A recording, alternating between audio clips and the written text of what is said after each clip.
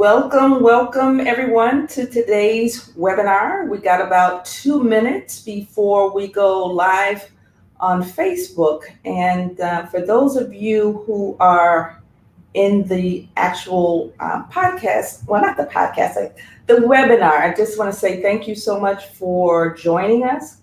Want to walk you around what it looks like for those of you who are attending for the first time. You will see at the bottom a set of instructions. The first thing you see is a call to action. If you are so moved to join Nonprofit Utopia, you just press that button and you can join us. It'll take you right to our membership site. If you have a question that you'd like to ask, you can post it either under that Ask a Question tab or in the chat area. You can also create a poll if you'd like to get a sense for what people are feeling. But we invite you to let us know who you are, what you expect to gain, and if you have any questions or concerns or comments, please feel free to share in the chat room. So we are live now on Facebook. It's 10:30 Chicago time. Again, thank you everyone for attending. For those of you who are joining us from Facebook Live, if you want to join us here in the webinar, you can do so. You can type in crowdcast.io/e/philanthropy -101 FOR. All right. Otherwise, you can, listen in, feel free to share this link with others on Facebook. Feel free to host a live party and all that good stuff. But if you want us to see your comments in live time, in real time, then we invite you to join us here on the webinar. And if you do want to make comments on Facebook, please know that we won't see those comments until after the webinar. So feel free to post any comments or questions on Facebook, and we will get back to you just as soon as we can afterwards. But if you want us to see your comments live, we invite you to join us here in Crowdcast. All right, so without further ado, again, welcome. We are going to be talking about philanthropy. And this is the final program in Nonprofit Utopia for Philanthropy Month. We have hosted a number of conversations, a number of events, and this is our last event. We want to talk about making sure that you can create a culture of philanthropy in your organizations. And before we get started, I just want to let you know a little bit about Nonprofit Utopia. Nonprofit Utopia is the ideal community for emerging nonprofit leaders. It is our goal to train the next generation of ethical nonprofit leaders, and we do that by hosting a number of professional development opportunities such as this one. So we do webinars, we do assessments where people can take the results and look at their leadership, look at their organizations, and develop goals and objectives, and we can help them out. And if you want to learn more, go to nonprofitutopia.mn.co or nonprofitutopia.com. And without further ado, I am going to introduce Carol Hill. Carol Hill is the Senior Major Gifts Officer at Wayne State University Law School.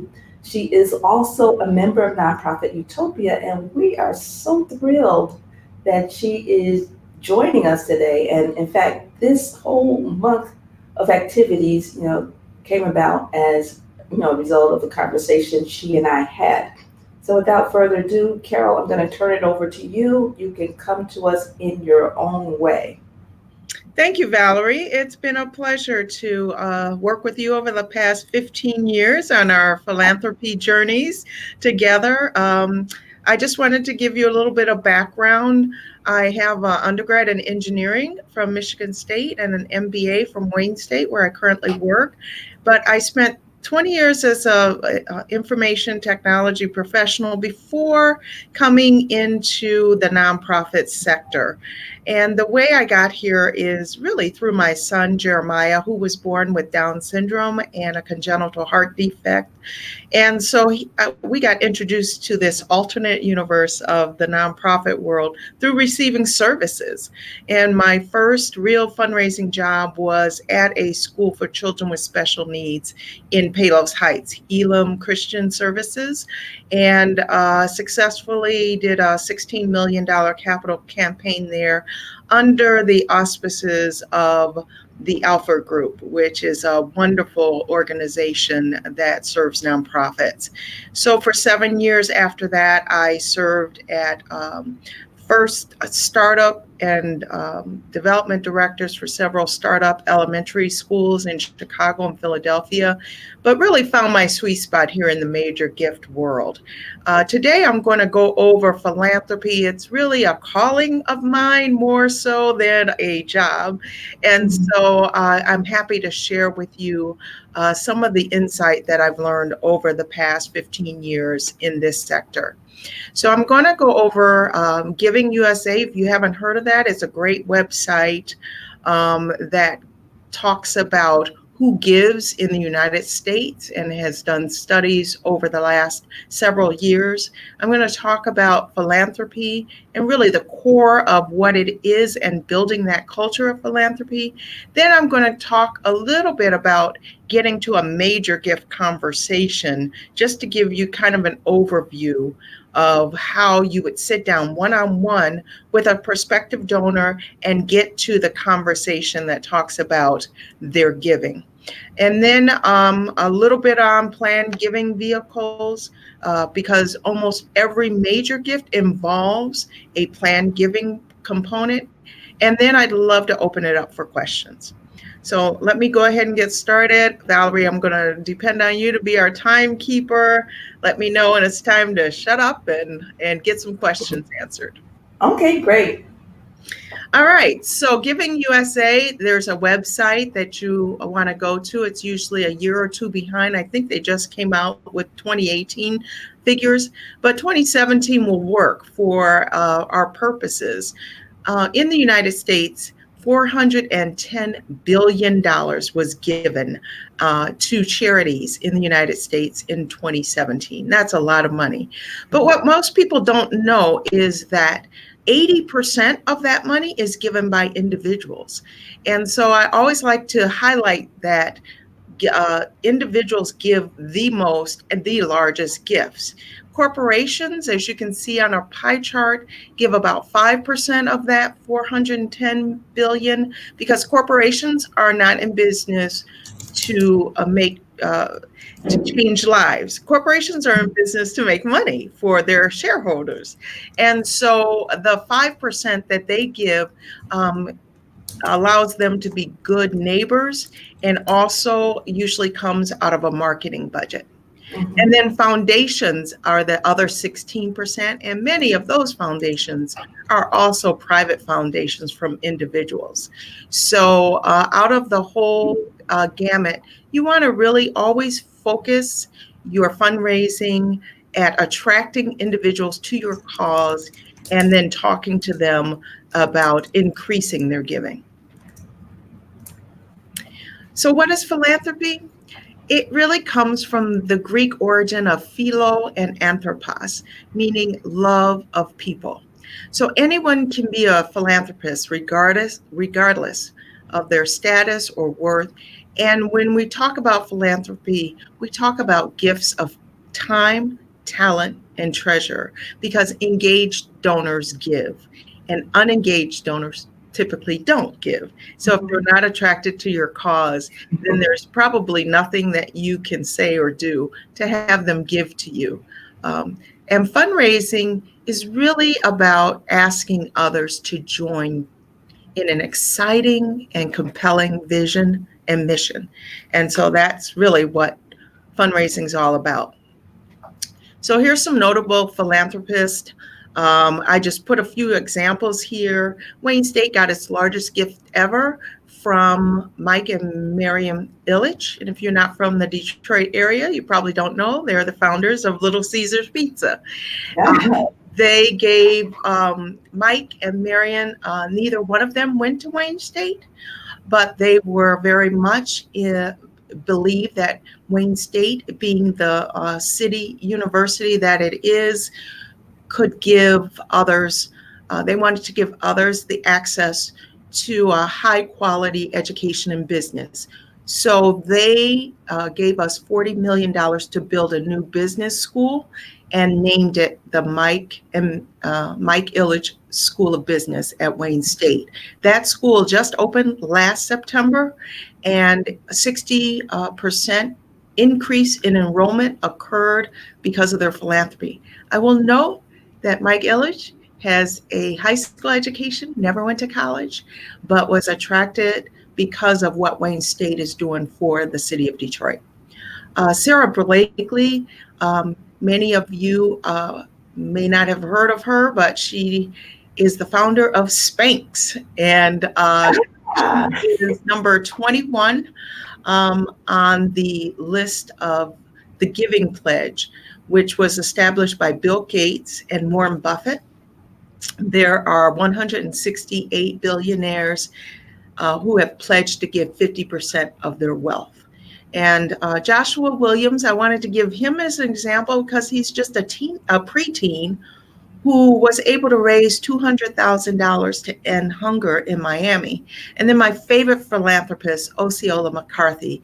Many of you may have heard of her because she was a washerwoman, made her money washing clothes, was able to save $150,000, which is incredible in itself. But she gave 50% of that to endow scholarships at the University of Southern Mississippi. So philanthropists come in all sizes and shapes. And if you've ever donated any money to any charity, you too are a philanthropist, as am I. So building a culture of philanthropy, we're going to talk a little bit about that. In a lot of small shops, if the development office was in a for-profit corporation, it would be 4 different departments. So I want to talk a little bit about what that philanthropy, developing this culture of philanthropy takes 4 different mindsets or areas. One is marketing. People can only give to you if they know you exist. That includes your website, your brochures, and your annual report, which gives people a report on what their money has accomplished for your organization. And then we move into communications, which is a sister to marketing, in that you need to develop press releases, get your social media presence out there, your Facebook page, your electronic newsletters, your paper newsletters that communicate to your donors what is going on and that they are part of your inner circle. The third area that development gets involved in is community relations. You become the face of the organization to the outside world. One of the best ways to get new donors is to have volunteer engagement in terms of service projects. When I was at a elementary school, we used to invite large corporations to have service learning days or Martin Luther King days or service days where people could come in. For example, they did a field day. SAP in Pennsylvania did a field day for our 100 students in a small elementary school.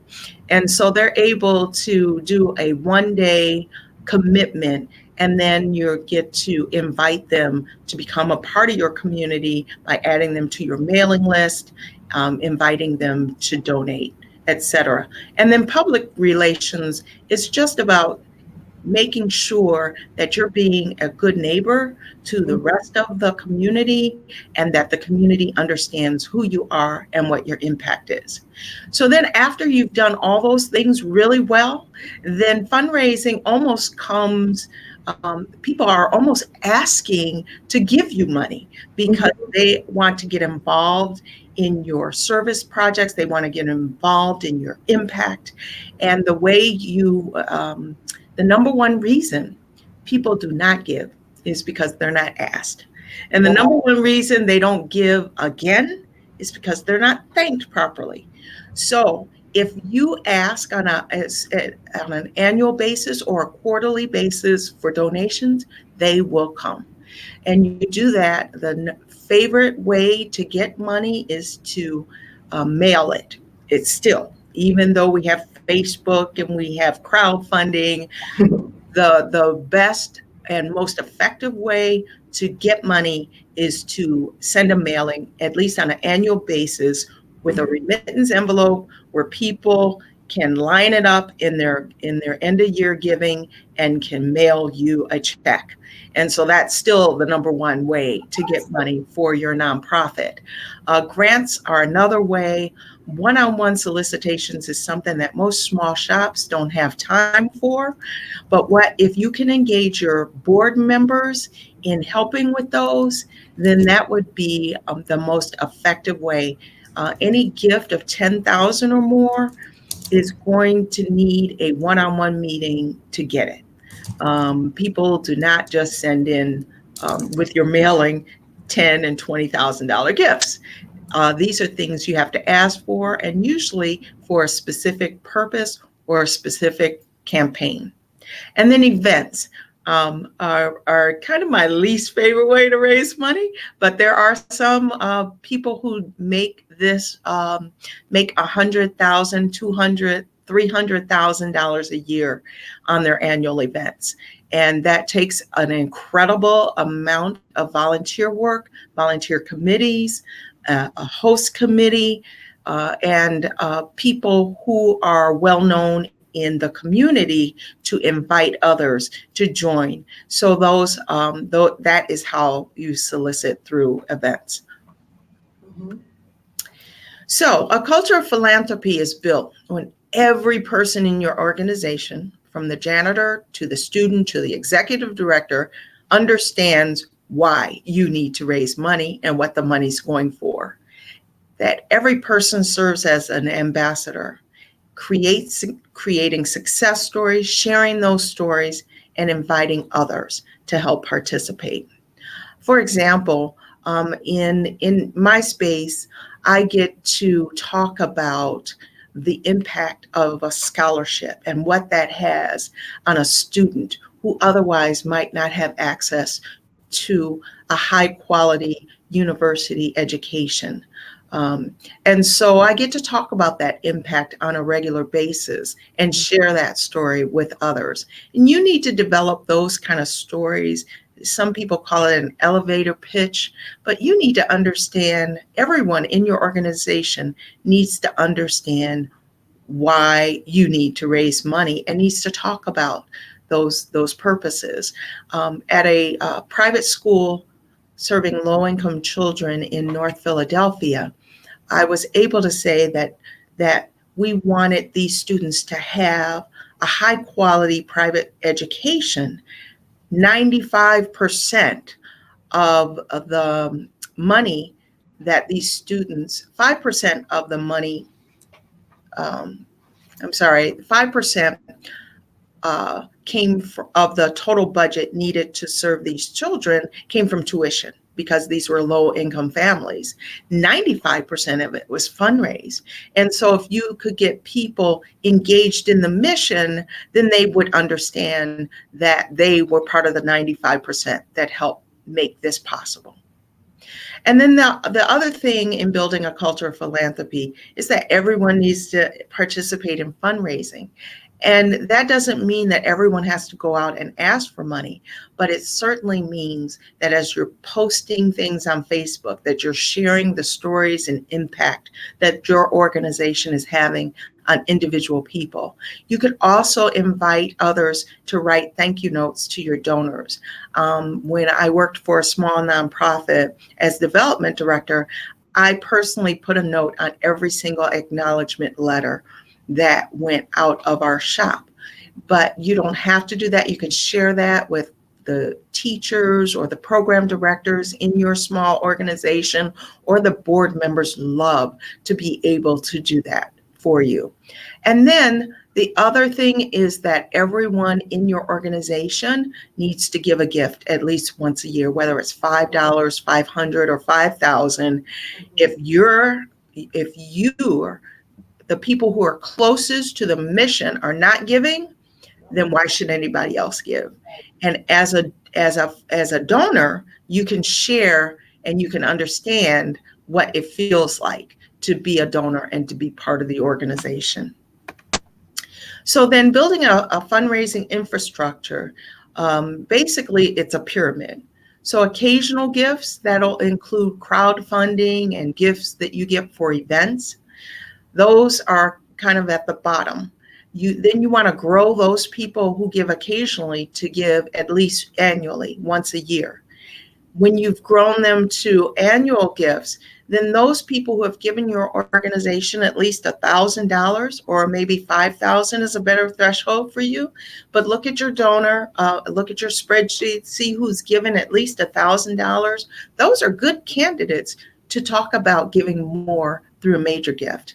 And then major gifts, as your organization grows and as you get more lifetime donors, then planned giving would be a great option to introduce to some of those donors.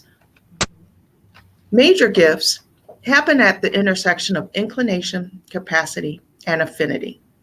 So just because someone has a lot of money doesn't mean that they're philanthropic. And just because someone is philanthropic doesn't mean that your mission resonates with them. So what you need to find is those people who have capacity, who are philanthropic, and who aligns with your mission. So those are three things. I remember when I first got into fundraising, there was a big joke. Everyone, all the boards that I used to counsel with would say, all we need to do is get on the Oprah Winfrey show and we'll get all the money we need. And it's kind of a joke because not everyone who watches Oprah Winfrey is going to resonate with your mission. So find those people, and the way you know that people resonate with your mission, first off, is people who have given to you already, whether it be $5, 500, or 5,000. They believe in your mission if they've supported it in any way. And what your job is to build relationships with those people, to increase their giving over time, and to help them to make a more transformative impact through a major gift. Okay, Carol. Yes. Question for you. What are some of the ways that we can go about building relationships, so that we can get that first gift? Okay, that's a great question. The best way is to invite people to things that are going on at your organization. For example, at the small schools that I used to fundraise for, I would host a monthly tour. Mm-hmm. And I would invite people to the tour, have board members invite people to the tour. We would go into each of the classrooms. We'd have a classroom greeter. The classroom greeter would be this was a pre-K through fifth grade school, so they're always adorable and cute. And they would be assigned to greet the guest as they came in and shake their hands and look them in the eyes. After that, after they've gone through an introduction to your organization, then it would behoove you to have a board member or someone call them to see how they enjoyed the tour and if they'd like to get engaged in any further way. There's a um, there's a methodology called Benavon, which is really great for small shops, and they have really methodized this tour, follow up. Then you have an ask event, and then you continue to move people through that cycle. Oh, I love it. And what I love about that example is you showed how the whole organization, from, every stakeholder at every level, from the end user to the board members, got involved. So That's exactly right, yeah, because creating. fundraising is everybody's job. All right. So in the major gift fundraising cycle, um, there's basically 4 cycles. So I'm going to go through these really quickly. Identification. So if you have a donor who's given your organization at least $1,000, invite them for a cup of coffee, and find out why they have given to your organization, what inspires them, what other giving that they do. This is called identification. And then at the end of the coffee, I ask them, Sally, uh, alumni usually give back to the university in one of 4 ways: through faculty support, student support, or program support, or capital support. Do any of these ways resonate with you? Would you like to learn a little bit more about how you could make a bigger impact?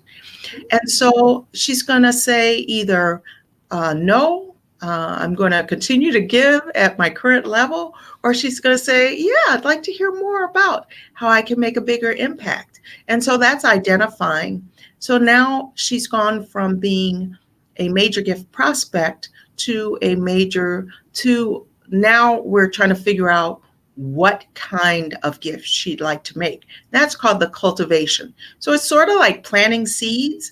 So you plant the seed, you cultivate the soil, and then the solicitation would be bringing the plant into fruition. And the cultivation could be many things. They say it takes an average of 7 touch points for someone to move from being a annual giver to a major giver. And so I might invite her to an award celebration. I might invite her to a talk at the school. I might just send a personal handwritten note about some things going on at the organization, or I might send an email about something totally unrelated to my organization, but something I found out that she's interested in, like cancer research or something like that. Then the solicitation, so as you're narrowing this down, I'll send Sally some information about how she could do a scholarship or how she could do a fellowship. And then I'll meet with her again to talk about the information I sent, if she had any questions, and what she was thinking. Sally, what are you thinking? I had one donor tell me, yeah, I'm thinking professorship would work for me. And that donor ended up giving a $750,000 gift as his first gift to our organization. So it was almost as if he was sitting there waiting for us to come ask him for that gift. And then the stewardship is so critical. It's critical. You need to thank them immediately. You need to send a handwritten note. You need to do phone calls. At the last organization I was with, the head of school would call every donor who gave $1,000 or more personally.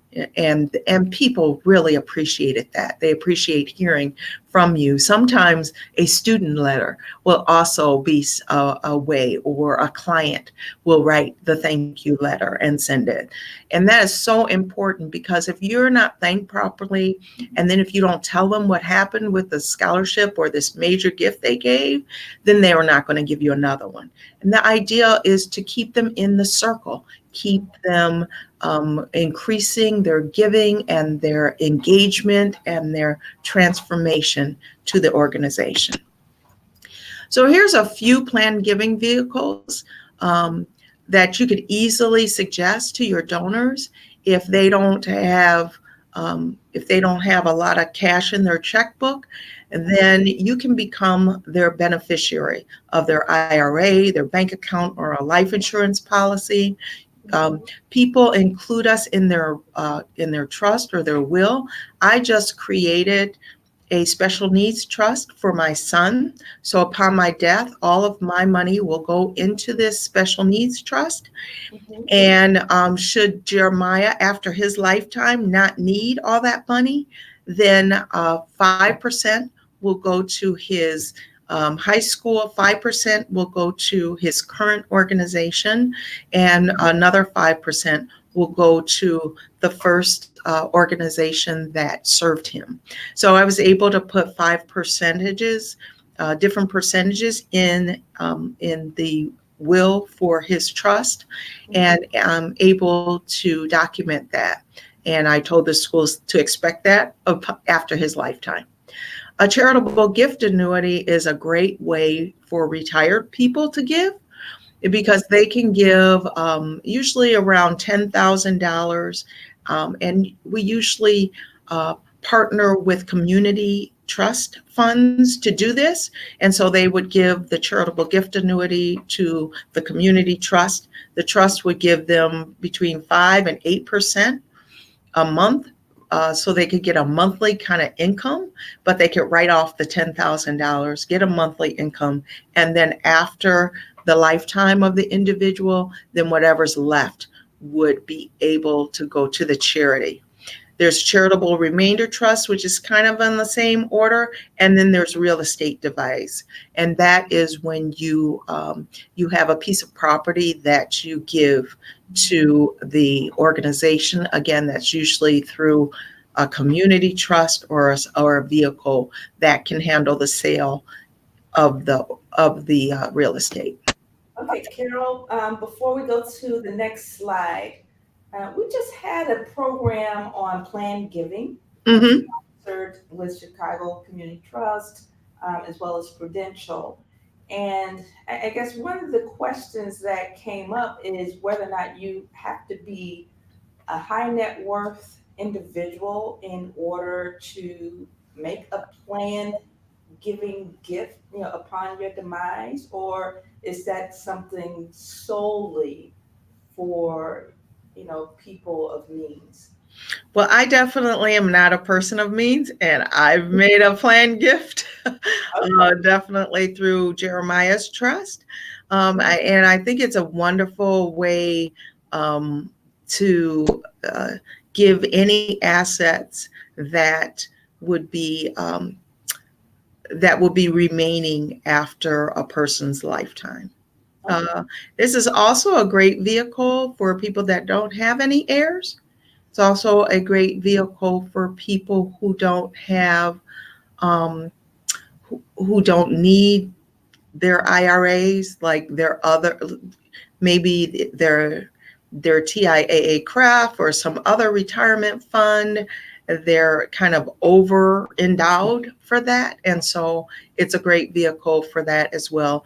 Retired teachers gave a lot of charitable gift annuities. They like the fact that their gift is helping them have a monthly income. And so I think it's just a regular people that can do anyone can do a planned gift. Okay, great. Thank you so much for clarifying. All right. So I'm just going to go through just 3 of these right quick. The beneficiary of an IRA, bank account, or life insurance policy. This kind of shows you IRA beneficiaries. 10% go to charities. Most IRA beneficiaries go to spouses, children, and grandchildren, but 10% go to charity. So there's a window there that of IRA beneficiaries that can go to your organization. Awesome. A trust or will That's basic. That's pretty straightforward. You can also do a percentage of your remaining assets in your trust to go to a charity that you enjoy. And then the charitable gift annuity. I talked about that a little bit, but that is mostly for retired people who'd like to get an income from their giving. And so those are the annuities are the ones that you can talk about. And there's several different kinds of them, which is definitely over my pay grade. But I usually work with a plan giving officer or plan giving consultant, financial consultant to organize these kind of gifts. So that completes my presentation. Are there any questions that I can answer? Okay, that was awesome. And I say thank you so much. For those of you who are with us in the webinar, please feel free to comment, share any questions. And while we're waiting for them to post, Carol, I just want to say thank you so much. This was really, really informative. And what I like is the fact that you demystified a couple things. You know, one, in this age of Giving Tuesday, God knows I love Giving Tuesday. So sometimes we're led to believe that the only way we can really do fundraising is, online and through social media. So I thank you so much for reminding us that there's nothing like snail mail that can, that is still very effective. I didn't realize that that was still the preferred way of giving. So thank you for sharing that. And then the fact that Let me add that, I think probably a lot of the people with giving capacity um, fall into maybe older categories. okay, And maybe over time that might change completely. And even though people in their 70s and 80s, have email, they just really generally prefer to send a check, right? And I'm the same way because there's certain charities that I support on an annual basis, and it just helps me to get the reminder in the mail, and I stick that in my desk, and it's like, okay, before the end of the year I have to write this check. Like, it's just a reminder, and it's I know it's helpful for me, and I'm the last of the baby boomers, so maybe after the baby boomers, after our lifetime, maybe snail mail will go away, but for now it's still very much the number one way people give. okay, and then two, and when you said that, you made me think of a third thing. But the second thing is, I really, really appreciate the fact that you demystified that you have to be a person of means in order to do a planned gift. Sometimes, in many instances, we're led to believe that only rich people can leave a planned gift. Yeah, anyone can, and like I said, if you're if I can do it, anybody can do it. And maybe, what's left after Jeremiah's lifetime is only $500, and maybe we're splitting $500, 5% each of that. But it's still a way to show the nonprofit that you care about, that you want to invest in them. Okay, and I really, really love the example you shared, with the school and getting the whole school community, all the stakeholders involved. So, what if you're running an organization and you're having a little difficulty getting people engaged, creating that culture of philanthropy? What would you recommend that people do in order, one, to start that culture of philanthropy, and then two, to keep it going? Yeah, that's a great question. I was at one school, a charter school in Philadelphia. And so charter schools are funded majority through public money, but they do fundraising usually for the extras. And so for our school, the extras were pretty important part of the school because it was a charter school for the arts, and the extras were the arts. So the art class and the drama class and the dance class were all things that the students participated in regularly. And so so we launched a campaign called "Are You In?" And that campaign engaged the entire school community in allowing these kids from a low income area to be able to contribute to the things they love the most, which was art and music and dance, right? Right. And so when they gave, whether they gave a penny or a dollar or $10 or $100, we put their name, we did it around Valentine's Day, and we put their name in a heart and we posted it on the wall. And then we started with the board members. So we made sure that all the board members had hearts on the walls. And then as the teachers gave and the students gave, and I'll just never forget this, as long as I live, this little boy, he was about second grader, came into my office, um, and he brought his snack money again. And he's like, "Is it okay if I give again? Because this really feels good to be able to give toward my art class." And I was in tears almost from how much that meant to this boy to give me another 45 cents toward toward his education. And so it's easy.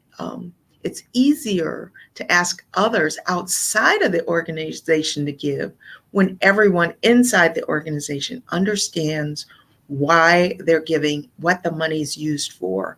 And if they're, the speed of the leader is the speed of the game.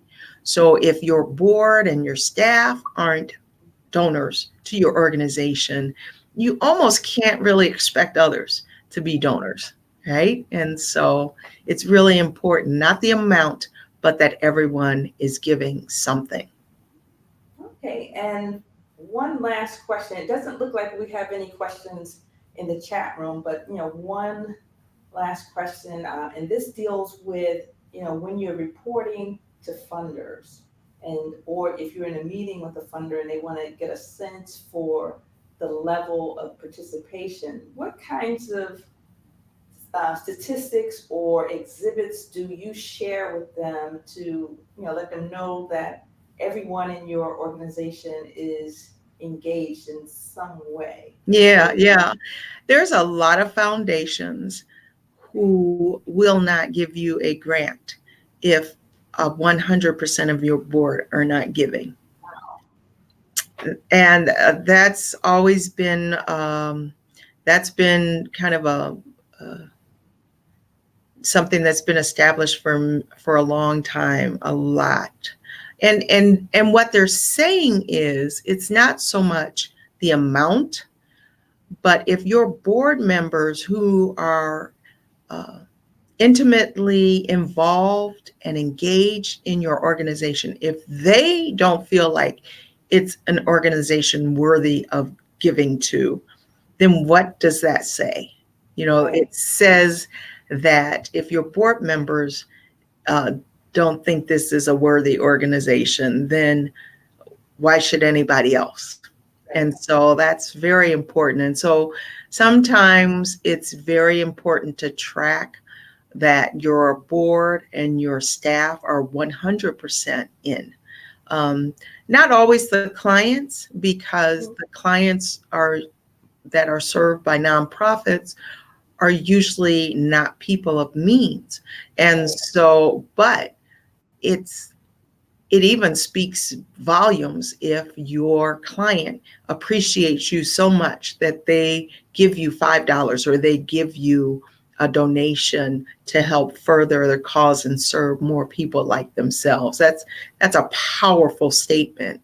And so if you can build that culture of philanthropy where everyone knows why you need money and what it's going for and what impact it makes, then you're able to share that story with others outside your organization and invite them in.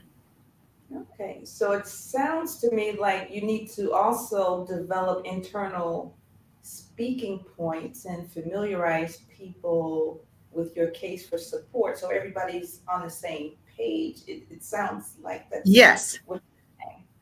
And Okay. I used to do an orientation as development director. I used to do be part of the orientation at the beginning of every school year or beginning of every fiscal year that talked about philanthropy and talked about why we need to raise money. And here are some talking points, and be able to share those with people who conduct tours and share those. Um, and really, a well stated short mission statement does the same thing. Okay, great. So, Carol, thank you so much. I All right. realize you are using your lunch hour and it's probably over. No problem. So we appreciate your time. I'm inviting people, if they have any questions, to email Carol at crogershill@gmail.com. Also, consider joining Nonprofit Utopia. We can help you, if you are having questions about, putting together your fundraising strategies, including your case for support and all that good stuff. And we got members like Carol who live and breathe and eat and drink this stuff every day. Every day. So you can post questions and comments, and other folks will chime in and we can provide you with the help that you need. So without further ado, thank you, Carol, Thank you, and, Valerie. and I'll see you in the community. All right. See you soon. Bye bye. And thank you, everyone, for joining.